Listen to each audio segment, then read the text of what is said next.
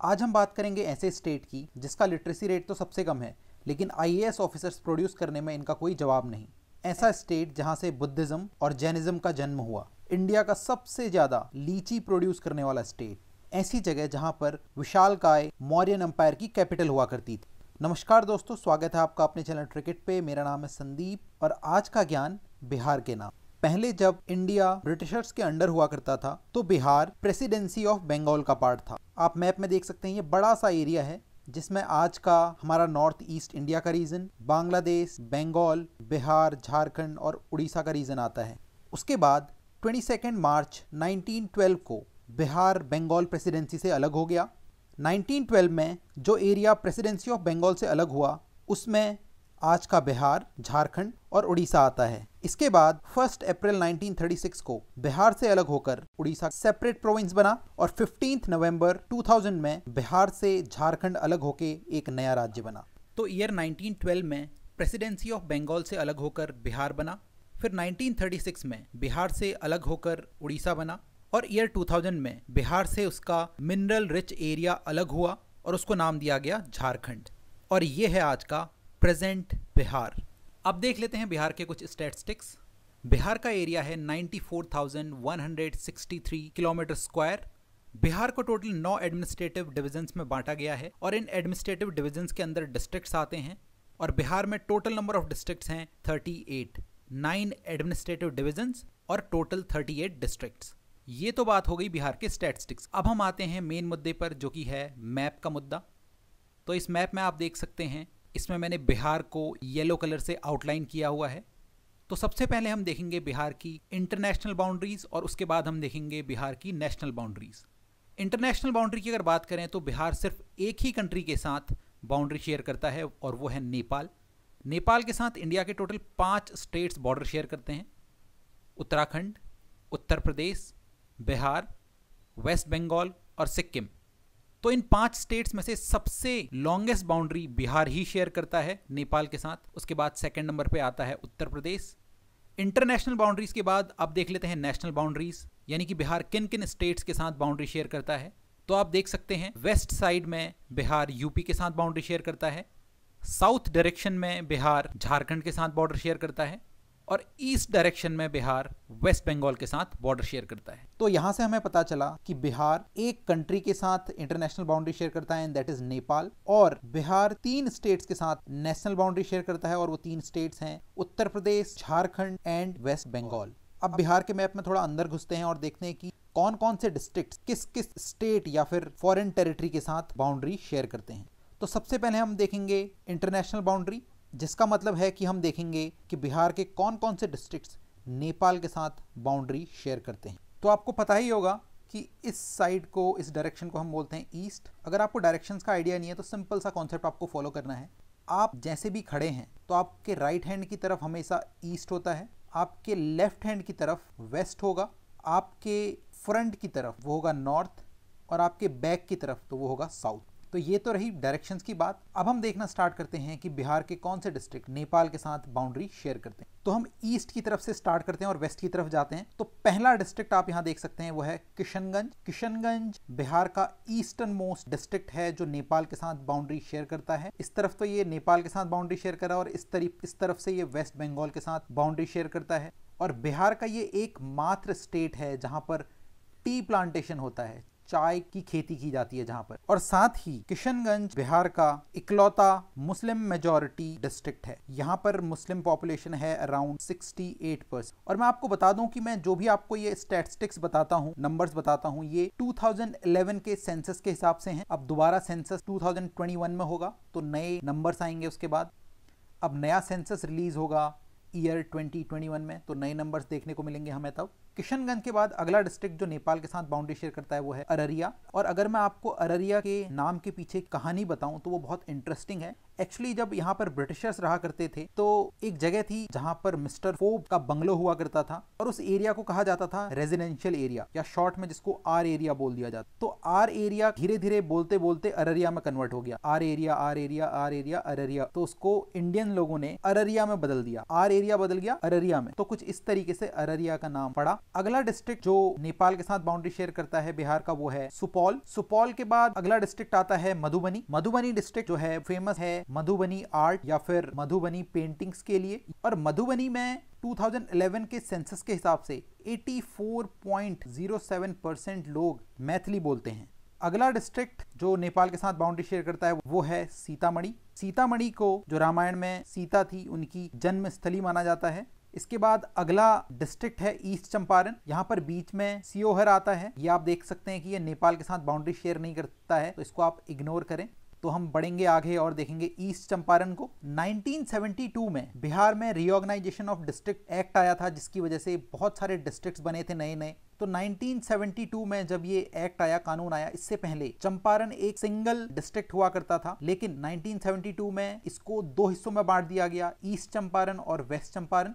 East Champaran population के मामले में बिहार का दूसरा सबसे ज्यादा पॉपुलेशन वाला डिस्ट्रिक्ट है। पहले नंबर पर पटना आता है, दूसरे नंबर पर आता है ईस्ट चंपारण। ईस्ट चंपारण की अगर हेडक्वार्टर की बात करें तो इसका हेडक्वार्टर है मोतिहारी। मोतिहारी भी एक बहुत फेमस सिटी है बिहार की, इसलिए मैंने यहाँ पर इसको मेंशन किया। इसके बाद देख लेते हैं west Champaran. West Champaran area wise Bihar का लार्जेस्ट डिस्ट्रिक्ट है, सबसे ज्यादा एरिया है इसका, और देख सकते हैं आप ये बिहार का नॉर्दर्न मोस्ट डिस्ट्रिक्ट है। वेस्ट चंपारण में वाल्मीकि टाइगर रिजर्व है, और वाल्मीकि टाइगर रिजर्व के अंदर वाल्मीकि नेशनल पार्क और वाल्मीकि वाइल्ड लाइफ सेंचुरी भी है। काफी लोगों को बायोस्फीयर रिजर्व, नेशनल पार्क और वाइल्ड लाइफ सेंचुरी में डिफरेंस पता नहीं होता है, जो कि एक सेपरेट टॉपिक ऑफ डिस्कशन है। लेकिन आपको मैं यहाँ पे बता दूं कि बायोस्फीयर रिजर्व एक बड़ा एरिया है जिसके अंदर नेशनल पार्क और वाइल्ड लाइफ सेंचुरीज आती हैं। तो कुछ इस तरीके से अभी के लिए आप इसको याद रख सकते। तो वेस्ट चंपारण में वाल्मीकि टाइगर रिजर्व है, उसके अंदर वाल्मीकि नेशनल पार्क और वाल्मीकि वाइल्ड लाइफ सेंचुरी आते हैं। चंपारण के बारे में एक बात जो आपको जानना जरूरी है वो ये है कि यहाँ से ही गांधी जी ने अपना पहला सत्याग्रह इंडिया में स्टार्ट किया था। एक बार वो सत्याग्रह साउथ अफ्रीका में कर चुके थे, लेकिन इंडिया में पहला सत्याग्रह उन्होंने यहीं से स्टार्ट किया था 1917 में, 1917 में। और आप लोगों को मुझे कमेंट में बताना है कि ये सत्याग्रह गांधी जी के द्वारा क्यों किया गया था, कमेंट में जरूर लिखें। तो इस तरीके से हमने सारे डिस्ट्रिक्ट्स कवर कर लिए जो नेपाल के साथ बाउंड्री शेयर करते थे बिहार के। तो टोटल बिहार के 7 डिस्ट्रिक्ट्स नेपाल के साथ बॉर्डर शेयर करते हैं। अगर हम ईस्टर्न मोस्ट डिस्ट्रिक्ट की बात करें जो नेपाल के साथ बॉर्डर शेयर करता था तो वो था किशनगंज, और वेस्टर्न मोस्ट डिस्ट्रिक्ट जो नेपाल के साथ बाउंड्री शेयर करता था वो है वेस्ट चंपारण। वेस्ट चंपारण आप देख सकते हैं इधर नेपाल के साथ बाउंड्री शेयर कर रहा है और इधर उत्तर प्रदेश के साथ भी ये बाउंड्री शेयर करता है। अब हम बढ़ते हैं आगे और देखते हैं बिहार की बाउंड्री उत्तर प्रदेश के साथ। तो पहला डिस्ट्रिक्ट जो उत्तर प्रदेश के साथ बाउंड्री शेयर करता है वो है वेस्ट चंपारण। वेस्ट चंपारण के बारे में जो भी बातें थी मैं आपको बता चुका हूँ ऑलरेडी। दूसरा डिस्ट्रिक्ट आता है गोपालगंज। अच्छा, गोपालगंज से बहुत फेमस पर्सनैलिटीज़ आती हैं, जैसे कि लालू प्रसाद यादव, उनकी वाइफ राबड़ी देवी, वो यहीं पे पैदा हुए हैं गोपालगंज डिस्ट्रिक्ट में ही। पंकज त्रिपाठी, बहुत ही बढ़िया एक्टर, वो भी यहीं पर पैदा हुए थे गोपालगंज डिस्ट्रिक्ट में।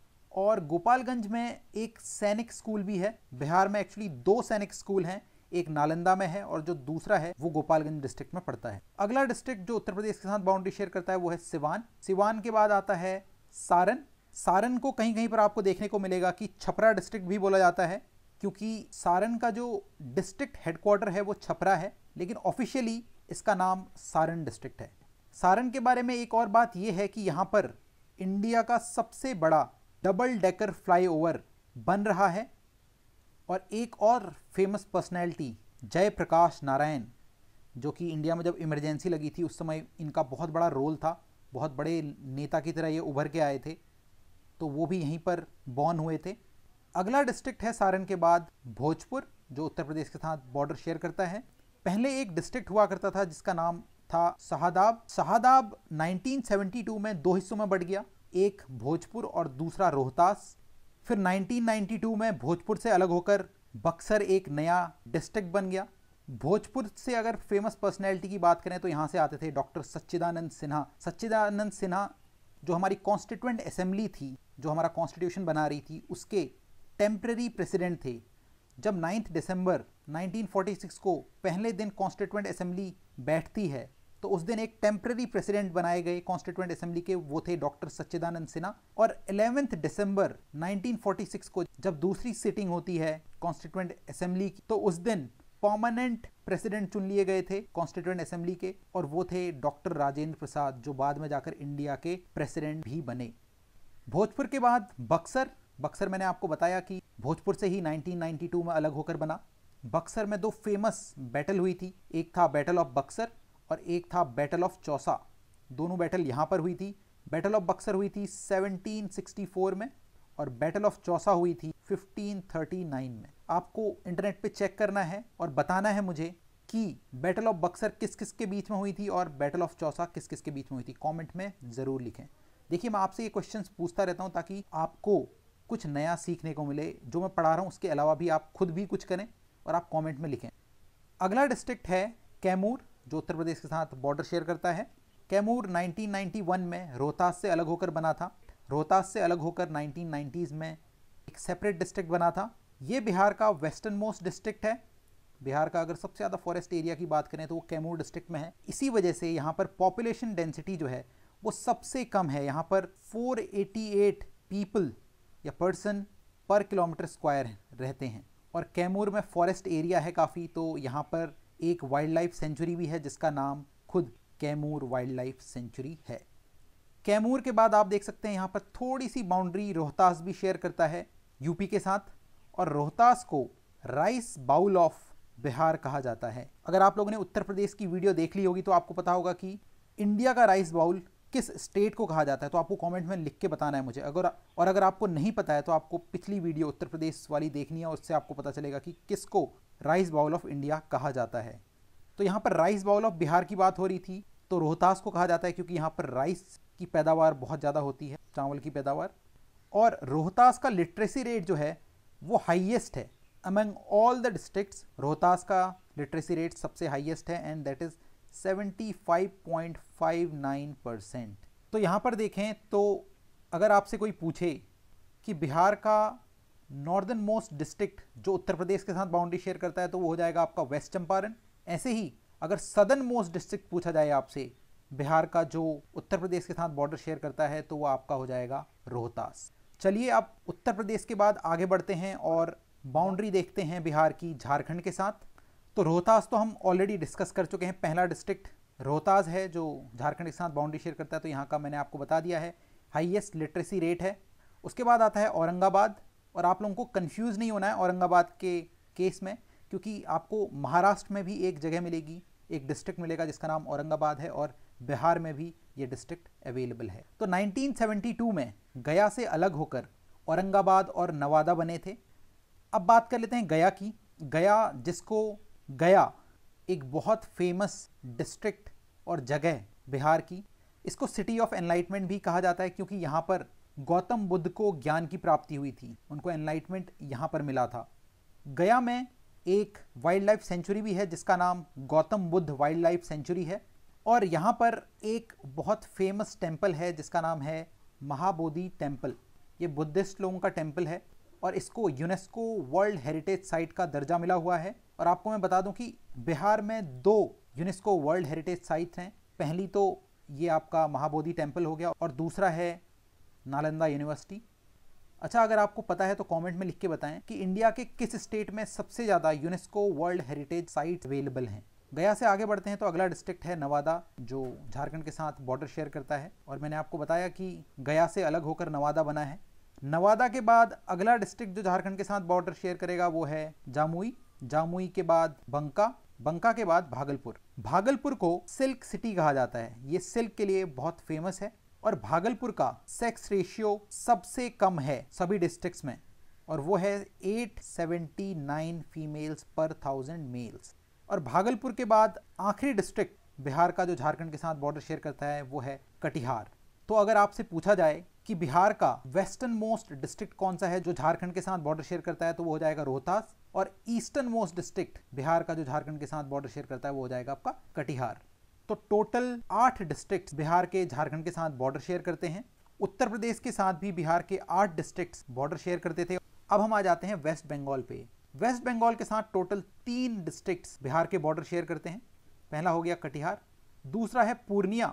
पूर्णिया का जो लिटरेसी रेट है वो 2011 के सेंसस के हिसाब से सबसे कम है और वो है 52.49%। पूर्णिया के बाद आता है किशनगंज जो वेस्ट बंगाल के साथ बॉर्डर शेयर करता है।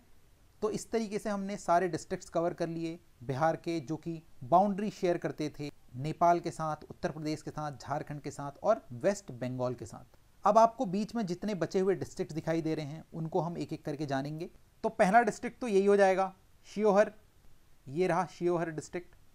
आप देख सकते हैं, आपको मैप में ही पता चल रहा है कि ये बिहार का सबसे छोटा डिस्ट्रिक्ट है, smallest district by area.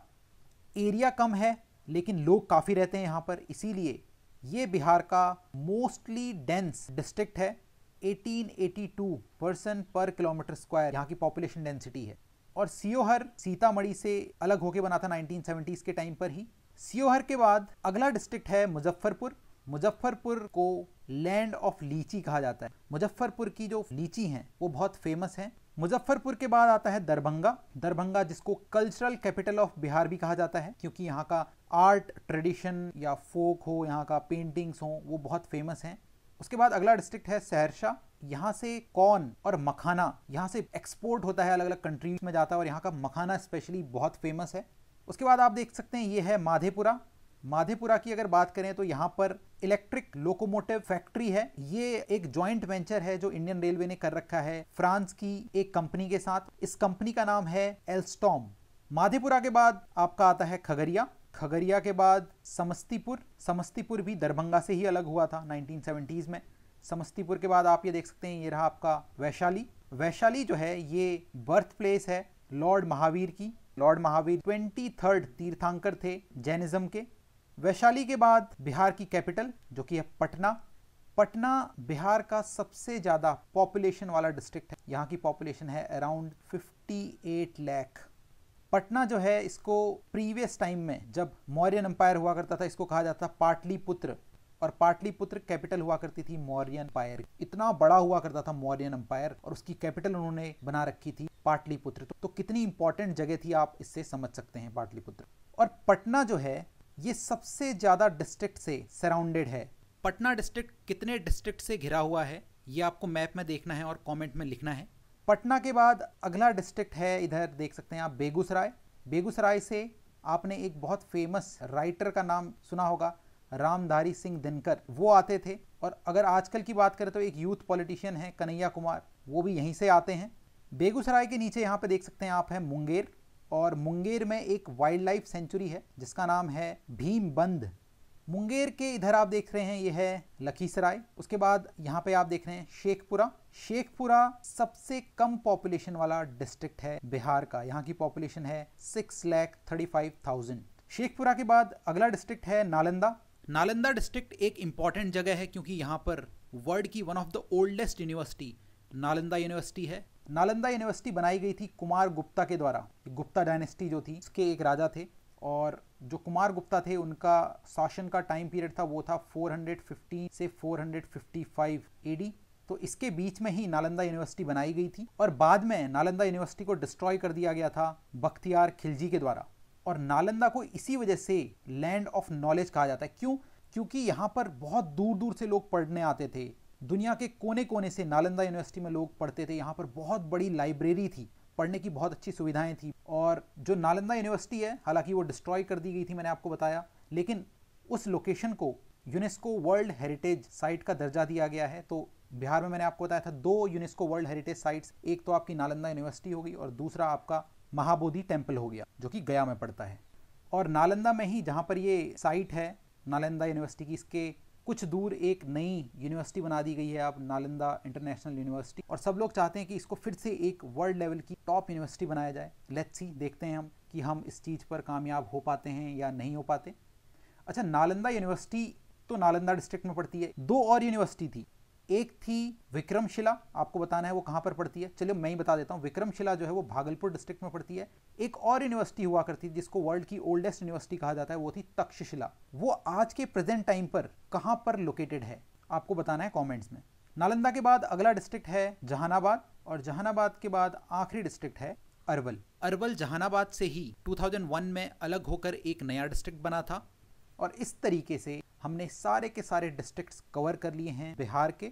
Total 38 district थे। एक और मैप मैं आप लोगों के साथ डिस्कस करना चाहूँगा। दोस्तों जो बिहार है ना, इसके बीचों बीच से, ये आप देख सकते हैं जो ब्लू कलर में आपको दिखाई दे रहा है, ये गंगा नदी है। एक तरह से ये बीचों बीच से बिहार के निकलती है और बिहार को दो हिस्सों में डिवाइड कर दी। जो ऊपर का हिस्सा है उसको कहा जाता है नॉर्थ बिहार और जो नीचे का हिस्सा है उसको कहा जाता है साउथ बिहार। बिहार का जो रिवर सिस्टम है वो एक अलग टॉपिक है, उसमें काफ़ी टाइम कंज्यूम होगा, तो अगर आप लोग चाहेंगे तो मैं उस पर भी वीडियो बनाऊंगा। लेकिन अगर अच्छा रिस्पांस मिलता है, अगर मुझे दिखेंगे कि अराउंड 100-200 लोगों के कमेंट्स आए हैं जो बिहार की रिवर के बारे में भी एक वीडियो चाहते हैं, बिहार का जो फिजिकल मैप है, अगर उसकी डिमांड आ रही है बहुत सारे लोगों की तरफ से, डेफिनेटली उस पर भी एक वीडियो बनाऊंगा सेपरेट। तो ये मैप मैंने इसलिए बताया कि जो गंगा नदी है वो बिहार को एक तरीके से दो डिविजन्स में डिवाइड करती है और गंगा के ऊपरी हिस्से को, इस तरफ के हिस्से को नॉर्थ बिहार कहा जाता है और इस तरफ के हिस्से को साउथ बिहार कहा जाता है। मैंने वीडियो की स्टार्टिंग में आपको बताया था कि बिहार में टोटल 9 एडमिनिस्ट्रेटिव डिविजन्स हैं और उन 9 एडमिनिस्ट्रेटिव डिविजन्स के अंदर अलग अलग डिस्ट्रिक्ट्स को बांटा गया है। तो अब हर डिवीजन को देख लेते हैं कि किस डिवीजन के अंदर कौन कौन से डिस्ट्रिक्ट्स आते हैं, जल्दी से देख लेंगे। पहला डिवीजन है तिरहुत डिवीजन। इसमें आता है आपका वेस्ट चंपारण, ईस्ट चंपारण, शिवहर, सीतामढ़ी, मुजफ्फरपुर और वैशाली। दूसरा डिवीजन है दरभंगा डिवीजन। इसमें आता है आपका मधुबनी, दरभंगा और समस्तीपुर। तीसरा डिवीजन है कोसी डिवीजन। यहाँ पर आते हैं आपके सुपौल डिस्ट्रिक्ट, सहरसा और माधेपुरा डिस्ट्रिक्ट। चौथा डिवीजन है पूर्णिया डिवीजन। इसमें आता है आपका अररिया, किशनगंज, पूर्णिया और कटिहार डिस्ट्रिक्ट। पांचवा डिवीजन है आपका भागलपुर डिवीजन और इसमें 2 डिस्ट्रिक्ट आते हैं, भागलपुर और बांका। छठा डिवीजन है मुंगेर डिवीजन। इसमें आते हैं टोटल 6 डिस्ट्रिक्ट्स, बेगूसराय, खागरिया, मुंगेर, लखीसराय, शेखपुरा और जामुई। सातवां डिवीजन है मगध डिवीजन। मगध डिवीजन में आते हैं आपके टोटल 5 डिस्ट्रिक्ट्स, जहानाबाद, अरवल, नवादा, गया और औरंगाबाद। आठवां डिवीजन है पटना डिवीजन। इसमें आते हैं टोटल 6 डिस्ट्रिक्ट्स, नालंदा, पटना, भोजपुर, बक्सर, कैमूर और रोहतास। आखिरी और 9th डिवीजन जो है वो है सारण डिवीजन और इसमें आते हैं 3 डिस्ट्रिक्ट्स, सारण, सिवान और गोपालगंज। और इस तरीके से सारे डिविजन्स भी हमने जल्दी से कवर कर लिए। टोटल 9 डिविजन्स हैं और 38 डिस्ट्रिक्ट्स हैं बिहार में। दोस्तों आप लोगों को ये वीडियो कैसा लगा मुझे कमेंट्स में ज़रूर बताएं और साथ ही जो भी मैंने क्वेश्चंस पूछे हैं उनका भी आंसर ज़रूर लिखें। चलिए आपसे मिलता हूँ मैं नेक्स्ट वीडियो में। Let's create a clean and United India.